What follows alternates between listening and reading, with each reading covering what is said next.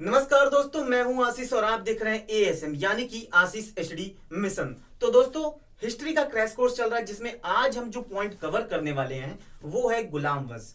क्योंकि पिछला जो पॉइंट हमने कवर किया था दोस्तों, वो सल्तनत काल का परिचय था, यानी कि सल्तनत काल में कौन कौन से वंश आए थे, कौन कौन से राजा थे और उन सभी वंशों का या फिर राजाओं का टाइम पीरियड क्या था, हमने ये डिस्कस किया था। तो दोस्तों, सल्तनत काल में जो सबसे पहला वंश है वो गुलाम वंश है, या फिर दास वंश या फिर ममलुक वंश आदि नामों से जाना जाता है। तो सबसे पहले हम आज गुलाम वंश को पूरा कवर करने वाले हैं, जिसमें अलग अलग राजाओं के बारे में जो गुलाम वंश से बहुत ज्यादा इंपॉर्टेंट है उनके बारे में हम डिस्कस करेंगे, जिनसे बहुत ज्यादा क्वेश्चंस बनते हैं हमारे एग्जाम में। उन सारे क्वेश्चंस को समझने की कोशिश करेंे दोस्तों।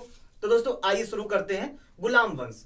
तो दोस्तों, गुलाम वंश शुरू करने से पहले हमें यह समझ लेना है कि गुलाम वंश का नाम आखिरकार कुतुबुद्दीन ऐबक ने गुलाम वंशी क्यों रखा और दास वंश क्यों बोला जाता है।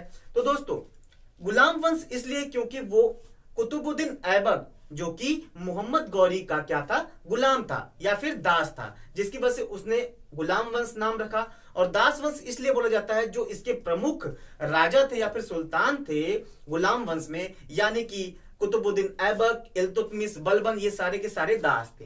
ये तीनों दास थे जो कि बहुत बड़े राजाओं के बारे में जाना जाता है, क्योंकि इनसे ज्यादा ही ज्यादा क्वेश्चंस बनते हैं। तो दास वंश इसलिए बोला जाता है इतिहासकारों द्वारा। और दोस्तों, इसे एक और नाम से जाना जाता है क्योंकि माना जाता है कि गुलाम वंश में टोटल 11 शासक हुए, सब के सब दास नहीं थे।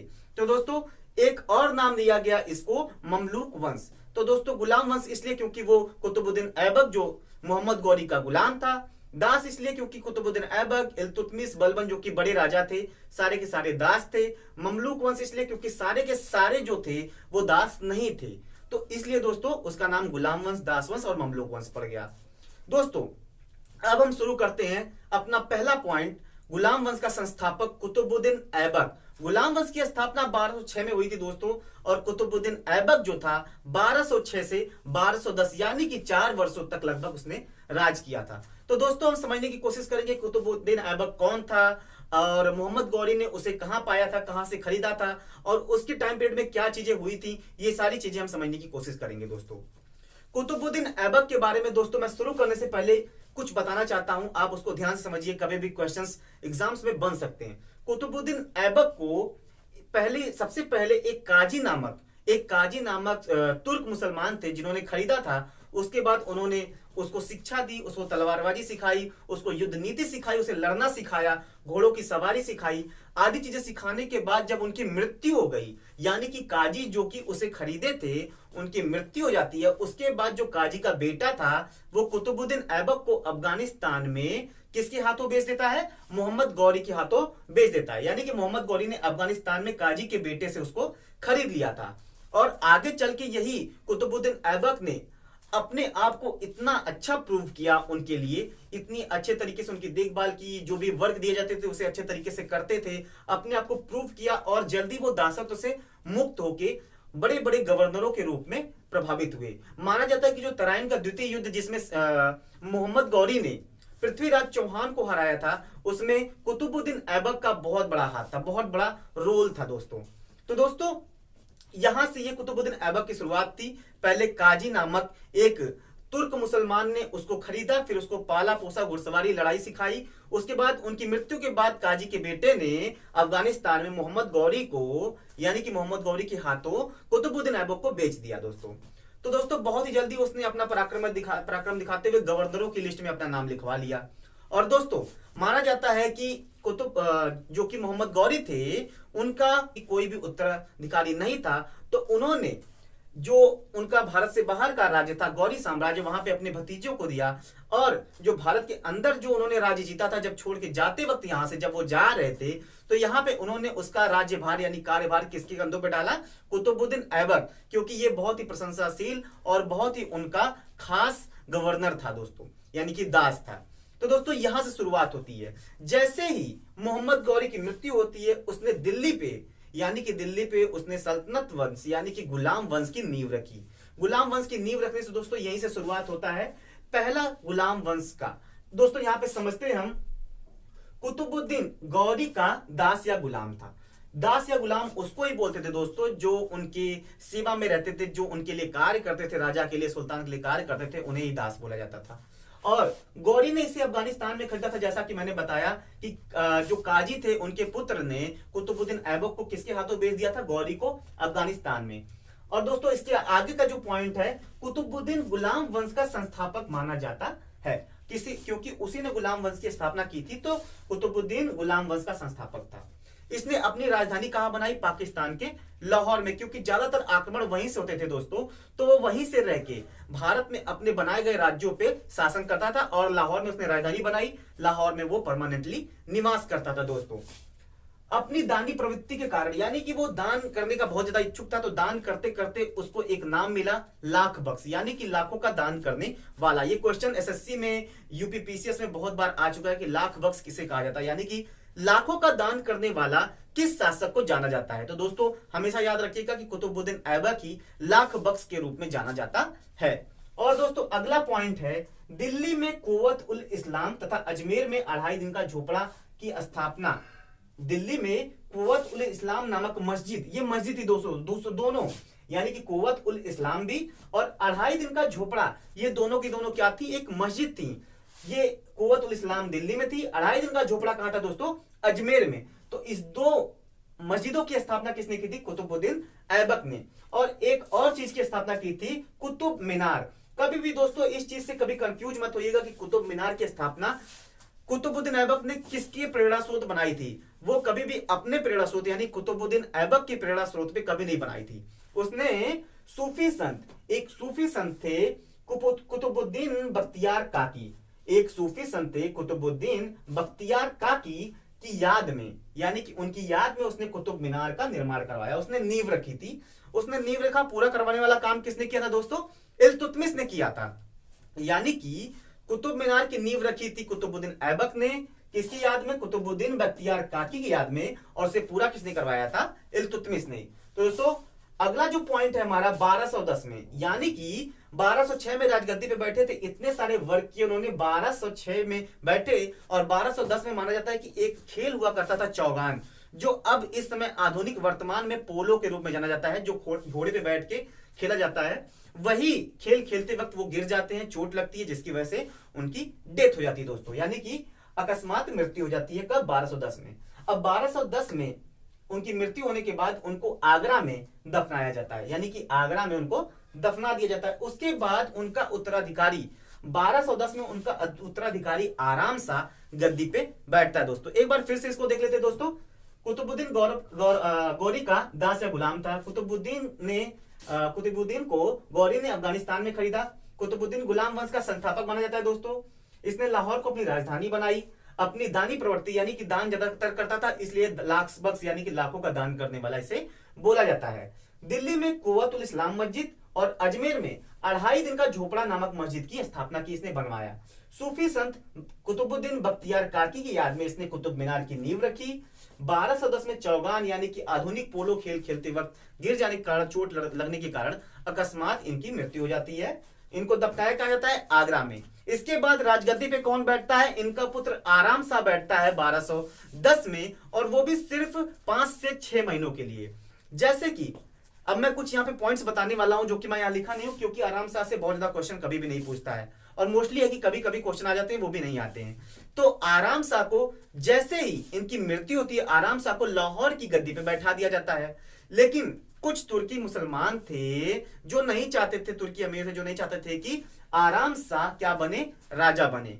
तो इसलिए उन्होंने कुतुबुद्दीन के दामाद या फिर दास इल्तुतमिश को, जो कि बदायूं का गवर्नर था, उसको दिल्ली बुलाते हैं और वो लाहौर में बैठा है आराम सा। और दिल्ली पे राजगद्दी में किसे बैठा देते हैं, इल्तुतमिश यानी कि शमसुद्दीन इल्तुतमिश को बदायूं से बुला के दिल्ली पे किसको बैठा देते हैं राजगद्दी पे, इल्तुतमिश को बैठा देते हैं दोस्तों, इल्तुतमिश को बैठा देते हैं। जिसकी बाद जब पता चलता है आराम शाह को कि इल्तुतमिश यानी कि ये साले जीजे थे, ये इनके साले थे आराम शाह, और इल्तुतमिश क्या थे, उनके जीजा थे।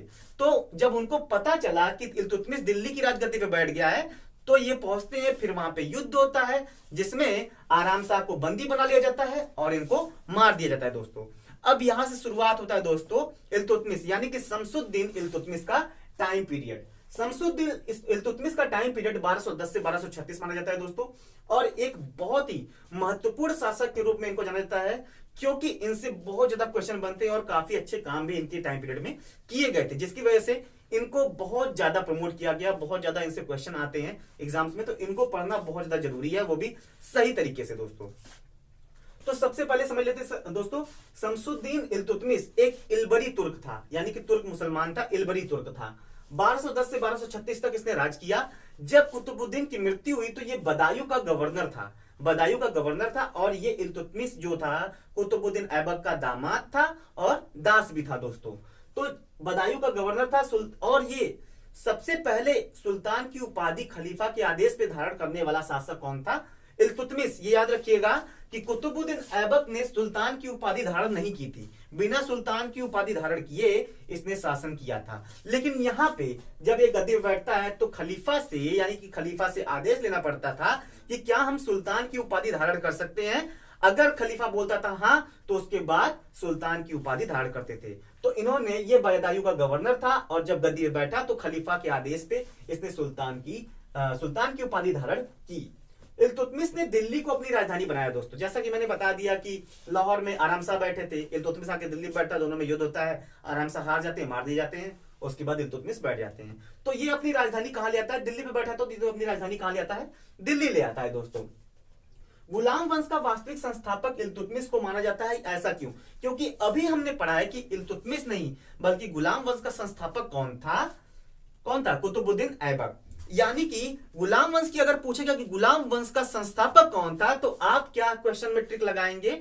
कुतुबुद्दीन ऐबक। लेकिन कहीं पूछ दिया कि गुलाम वंश का वास्तविक संस्थापक कौन था, तो आंसर क्या लगाएंगे हम लोग? इल्तुतमिश, यानी शमसुद्दीन इल्तुतमिश। वो इसलिए क्योंकि माना जाता है कि 4 वर्ष के टाइम पीरियड में कुतुबुद्दीन बहुत ज्यादा कार्य नहीं कर पाए थे, बहुत ज्यादा दिल्ली सल्तनत में गुलाम वंश को मजबूत नहीं कर पाए थे।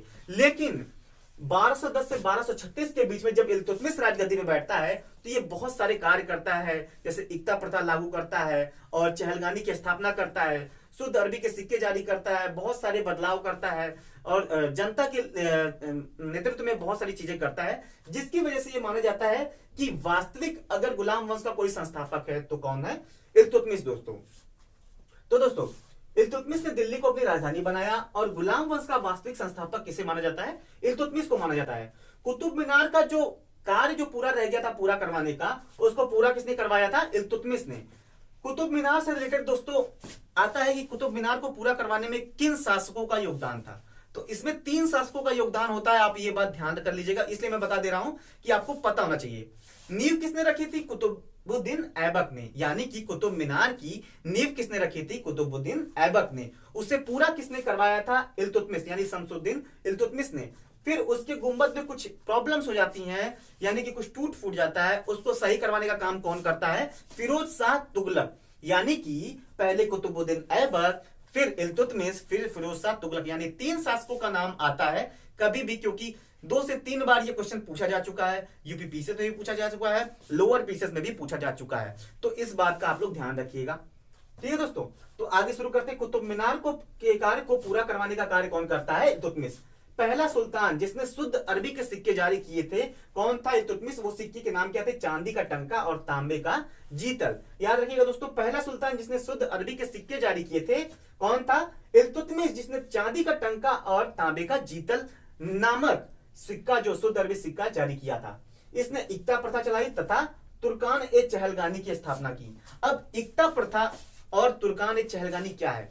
सबसे ज्यादा इंपॉर्टेंट पॉइंट जो क्वेश्चंस, यानी कि जो एग्जाम में पूछा जाता है, वह दोस्तों यही है कि इक्ता प्रथा क्या है और तुर्कान ए चहलगानी क्या है। इक्ता प्रथा एक तरह से ऐसी प्रथा है दोस्तों जो जमींदारों पे लगाई जाती थी, उनको जमीन देके, और उसके बाद वो कर देते थे राजा को। ये इक्ता प्रथा का पार्ट था। तुर्कान ए चहलगानी ये दासों का, यानी 40 जो दास थे, यानी कि 40 जो राजा के सबसे भरोसेमंद दास होते थे, उनका ग्रुप मिला के इसने एक अलग से एक व्यवस्था बनाई जिसमें 40 दास थे और जो इनको क्या देते थे? सलाह मशवरा देते थे। वही तुर्कान ए चहलगानी कहलाता था दोस्तों। और इन्होंने इक्ता प्रथा चलाई और तुर्कान ने चहलगानी की स्थापना की। दोस्तों ये तो समझ में आ गया। अब दोस्तों एक और इंपॉर्टेंट पॉइंट है, इल्तुतमिश के समय में ही भारत के उत्तर पश्चिम में मंगोल चंगेज खां का आक्रमण हुआ था। यानी कि ये भारत में नहीं हुआ था, लेकिन भारत के उत्तर पश्चिम में हुआ था, मंगोल चंगेज खां का आक्रमण हुआ था। कभी पूछ दे कि किसके टाइम पीरियड में भारत में उत्तर पश्चिम में चंगेज खां यानी मंगोल का आक्रमण हुआ, तो याद रखिएगा इल्तुतमिश के टाइम पीरियड में। एक और पॉइंट है दोस्तों कि इनकी मृत्यु के पश्चात इनका पुत्र रुकनुद्दीन गद्दी पर बैठता है। इनकी मृत्यु हो जाती है कब दोस्तों? 1236 में। 1236 में मृत्यु होती है, तो इनका वारिस कौन होता है? वो होता है रुकनुद्दीन दोस्तों। यानी कि दोस्तों अब हमने 2 पॉइंट कवर कर लिए, कुतुबुद्दीन ऐबक, आराम सा का कोई पॉइंट ही नहीं था, बस ये आते हैं 4-5 महीने राज करते हैं, मार दिए जाते हैं। उसके बाद इल्तुतमिश आ जाता है दोस्तों, तो इल्तुतमिश की मृत्यु हो जाती है, फिर रुकनुद्दीन बैठता है। अभी हम और आगे समझने वाले इसी में, अब रुकनुद्दीन को कैसे हटाया जाता है और रजिया सुल्तान कैसे आती है, और उसके बाद एक और इंपॉर्टेंट पॉइंट आता है बलबन। आइए दोस्तों देखते हैं। तो दोस्तों आइए शुरू करते हैं रजिया सुल्तान और बलबन के बारे में। जैसा कि हमने पढ़ा दोस्तों, इल्तुतमिश की मृत्यु हो जाती है, उसके बाद रुकनुद्दीन राजगद्दी पे बैठते हैं, लेकिन वहां पे रजिया सुल्तान इससे संतुष्ट नहीं थी, जो कि इल्तुतमिश की क्या थी? बेटी थी। तो वो जनता के बीच में पहुंचती है, अमीर तुर्कों से मिलती है, और यहां पे उसने रुकनुद्दीन को अयोग्य शासक घोषित करवा दिया। अयोग्य शासक घोषित होने के बाद तुर्कों की सहायता से, अमीर तुर्कों की सहायता से रजिया सुल्तान दिल्ली सल्तनत की गद्दी पे बैठती है, यानी गुलाम सल्तनत का अगला शासक बनती है दोस्तों। तो रजिया सुल्तान इल्तुतमिश की बेटी थी, जो प्रथम महिला थी, प्रथम महिला मुस्लिम महिला थी तथा प्रथम महिला शासक थी जो सुल्तान बनी। यानी कि मध्यकाल में प्रथम महिला सुल्तान जो कि मुस्लिम थी, कौन थी? वो रजिया सुल्तान थी दोस्तों। रजिया का राज्य का जल्दी पतन का कारण, एक तो ये दोस्तों बहुत इंपॉर्टेंट क्वेश्चन है जो कि यूपीएससी में भी पूछा गया है कि रजिया का राज्य जो था, रजिया का टाइम पीरियड बहुत जल्दी पतन क्यों हो जाता है, यानी खत्म क्यों हो जाता है? तो इसके 2 कारण है दोस्तों। पुरुष प्रधान देश में महिला का शासक बनना। पहला कि हम सभी जानते हैं कि उस टाइम पे पुरुष प्रधान देश था। पुरुष प्रधान देश का मतलब कि जो भी राजा बनते थे, शासक बनते थे, सुल्तान बनते थे, वो सिर्फ क्या बनते थे? बेटे बनते थे। लेकिन यहाँ पे एक कंडीशन और होती है कि यहाँ पे एक महिला शासिका सुल्तान बनती है, यानी कि एक महिला शासक बनती है, सुल्तान बनती है, जिसके आगे लोगों को झुकने में शर्म आती थी। यानी कि लोग अपनी जो पुरुषार्थ वाली छवि से नीचे नहीं उतरना चाहते थे। यानी लोगों का मानना था कि पुरुष प्रधान देश होता है, यहाँ पे महिलाओं का कोई कारण नहीं, तो वो एक महिला के रूप में थी और लोग उसके सामने झुकना नहीं चाहते थे। पहला ये कारण हो गया। दूसरा एक कारण है दोस्तों, यहाँ पे एक शख्स था याकूत था शख्स, उसके बारे में मैं अभी बताऊंगा, जिससे बताया जाता है कि रजिया का प्रेम था। यानी कि रजिया का प्रेम याकूत से था, जो एक गैर मुसलमान था, यानी कि एक तुर्क मुसलमान नहीं था, उच्च कोटि का मुसलमान नहीं था, जिसके कारण तुर्क क्या हो गए? रुष्ट हो गए। किससे? रजिया सुल्तान से।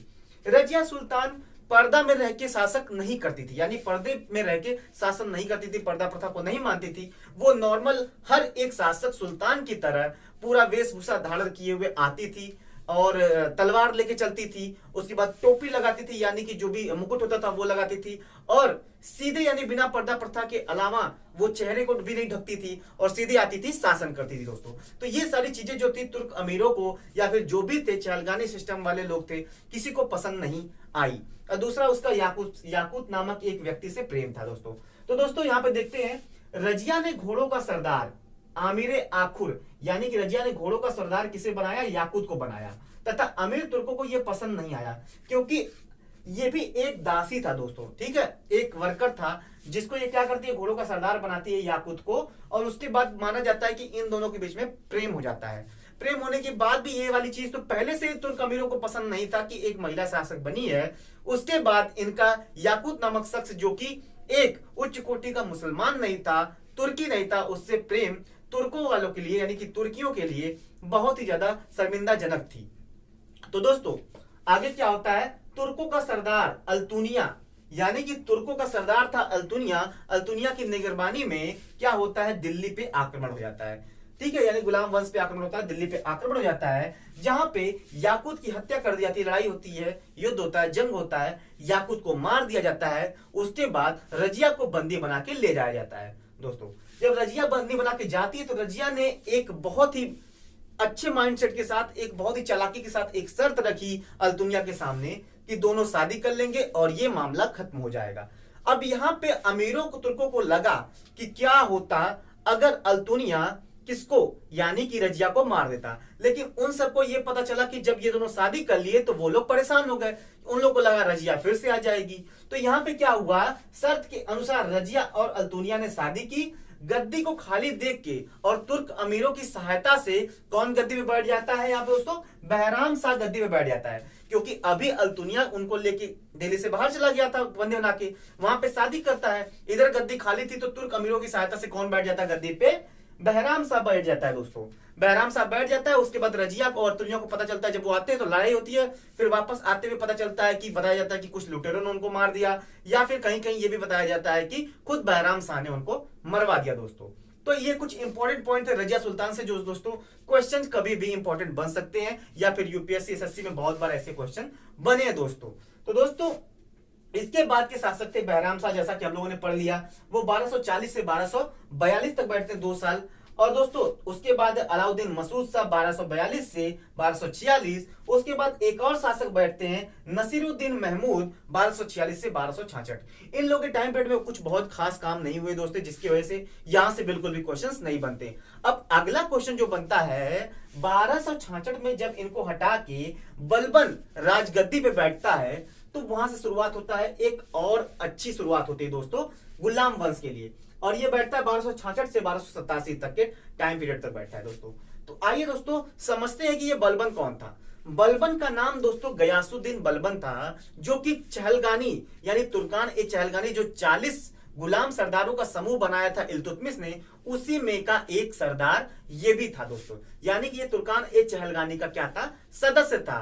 और इसने क्या किया कि जब नसीरुद्दीन महमूद गद्दी पे बैठा तो कुछ टाइम बाद इसने नसीरुद्दीन महमूद को क्या किया, उससे अपनी बेटी की शादी करवा दी। यानी कि नसीरुद्दीन महमूद से अपनी बेटी की शादी करवा दी, जिसकी वजह से नसीरुद्दीन महमूद अब इनका क्या बन गया, दामाद। और इसी खुशी में नसीरुद्दीन महमूद ने उनको कौन सी उपाधि दी, उलुग खां की उपाधि प्रदान की, उलुग खां की उपाधि प्रदान की। देखिए दोस्तों बलबन का पूरा नाम गयासुद्दीन बलबन था, जो कि तुर्कान ए चहलगानी का सदस्य था, जैसा कि इल्तुतमिश ने स्थापना की थी इसकी। और ये किसका सदस्य था, तुर्कान ए चहलगानी का। अपनी पुत्री का विवाह नसीरुद्दीन से करवाया। नसीरुद्दीन ने बलबन को खुशी में आके उलुग खां की उपाधि दी। अब दोस्तों इसके बाद 1266 में ये क्या करता है, नसीरुद्दीन महमूद को गद्दी से उतार देता है और पूरा राज्यभार अपने हाथों में कर लेता है। ठीक है दोस्तों, और उसको क्या करता है, मार देता है, नसीरुद्दीन महमूद का कत्ल कर देता है दोस्तों। तो फिर आगे जब ये गद्दी पे बैठा, गयासुद्दीन बलबन नाम हम लोग जानते हैं, तो इसने कौन सी नीति अपनाई, रक्त और लौह की दोस्तों।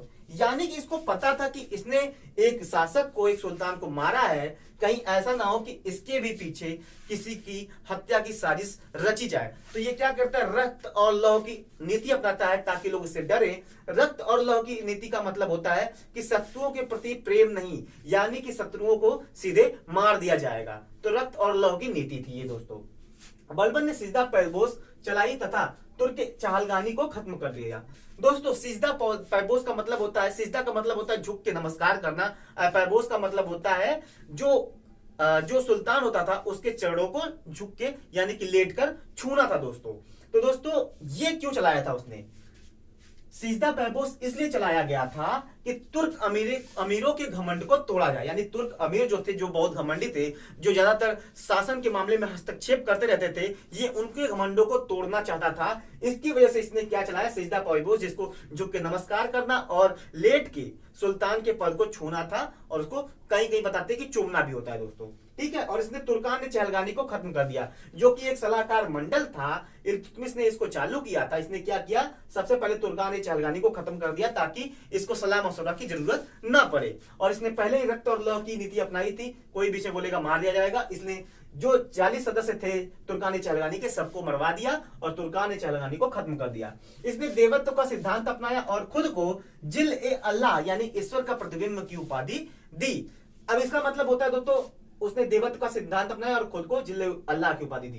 ठीक है, इसका मतलब होता है कि ईश्वर का पुत्र या ईश्वर का प्रतिबिंब, यानी कि जो शासक है, जो सुल्तान है, वो ईश्वर का पुत्र या ईश्वर का प्रतीक है। यानी कि उसकी हर सारी बातों को आपको मानना है। उसने निरंकुशता का सिद्धांत अपनाया। दीवाने अर्ज सैन्य विभाग, यानी सैन्य विभाग जो कि दीवाने अर्ज के नाम से सैनिकों के लिए उसने स्थापना की।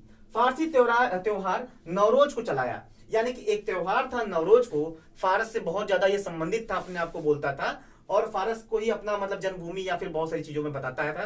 तो इसने फारसी त्योहार नवरोज को चलाया। और अमीर खुसरो और अमीर हसन, ये दोस्तों याद रखिएगा, बहुत इंपॉर्टेंट पॉइंट है। अमीर खुसरो और अमीर हसन इसके दरबारी कवि थे। और आखिरी शासक कैकुबार से पहले शमसुद्दीन कैमूर था, उससे पहले कैकुबार 1287 से 1290 और शमसुद्दीन कैमूर 1290 में। दोस्तों इनसे बहुत ज्यादा क्वेश्चन नहीं पूछा जाता है, हमें याद रखना है कुतुबुद्दीन ऐबक, इल्तुतमिश, रजिया और बलबन। एक बार और देखते थे दोस्तों, रजिया सुल्तान इल्तुतमिश की बेटी थी, प्रथम मुस्लिम और महिला शासक सुल्तान थी। रजिया के राज्य का जल्दी पतन का दो कारण था, पहला पुरुष प्रधान देश में महिला का शासक बनना, दूसरा याकूत से रजिया का प्रेम। अब याकूत को उसने क्या बनाया, घोड़ों का सरदार यानी आमिर ए आखुर बनाया, जिसकी वजह से तुर्क मुसलमानों को यानी कि तुर्की अमीरों को यह पसंद नहीं आया दोस्तों। उसके बाद तुर्कों के सरदार अल्तुनिया ने दिल्ली पे आक्रमण किया, याकूत की हत्या कर दी और रजिया को क्या किया गया, बंदी बना लिया गया। रजिया को बंदी बना के ले गया इधर उसका भाई बहराम शाह गद्दी को कब्जा कर लेता है तुर्क अमीरों की सहायता से। रजिया और अल्तुनिया उधर शादी करते हैं, वापस आते हैं, युद्ध भी होता है, शायद वापस आते वक्त बताया जाता है कि उनको लुटेरों ने मार दिया या फिर बहराम शाह ने मरवा दिया दोस्तों। अब दोस्तों इंपॉर्टेंट पॉइंट हमने पढ़ा बलबन 1266 से 1287 टाइम पीरियड है दोस्तों। बलबन क्या था, गयासुद्दीन इसका पूरा नाम था, गयासुद्दीन बलबन, जो तुर्गान ए चहलकानी यानी इल्तुतमिश ने तुर्गान ए चहलकानी की स्थापना की थी, उसका ये एक सदस्य था दोस्तों। अपनी पुत्री का विवाह नसरुद्दीन महमूद जो सुल्तान था उससे करवाता है और नसरुद्दीन ने खुशी में आके बलबन को कौन सी उपाधि दी थी, उलुग खां। ये पूछा है कि नसरुद्दीन ने कौन सी उपाधि उलुग खां को दी है, तो याद रखिएगा दोस्तों, उलुग खां को यानी बलबन को कौन सी उपाधि दी है, तो उलुग खां दोस्तों। बलबन ने रक्त और लौ की नीति अपनाई और सिजदा पैगोस को लागू किया और तुर्कान चहलकानी को खत्म कर दिया दोस्तों। उसने देवत्व के सिद्धांत को अपनाया और खुद को जिल ए अल्लाह यानी ईश्वर के प्रतिबिंब का रूप बताया। और उसने निरंकुशता का सिद्धांत अपनाया। दीवाने अर्ज जो कि सैन्य विभाग था, सैन्य से रिलेटेड सारी चीजें होती थी, सेना रहती थी, सैन्य विभाग को दीवाने अर्ज सैन्य विभाग की स्थापना की। फारसी त्योहार नवरोज की स्थापना की। अमीर खुसरो अमीर हसन इसके दरबारी कवि थे। कैकुबार 1287-1290 और शमसुद्दीन कैमूर जो थे आखिरी शासक थे दोस्तों। तो इतनी सारी चीजें हैं दोस्तों हमारे गुलाम वंश में। अगर हम इतनी सारी चीजें गुलाम वंश से पढ़ लेते हैं सही तरीके से, तो हमारा कहीं से भी क्वेश्चन बाहर नहीं जाएगा। यानी गुलाम वंश से अगर कोई भी क्वेश्चन आता है तो बहुत आसानी से हम सॉल्व कर सकते हैं।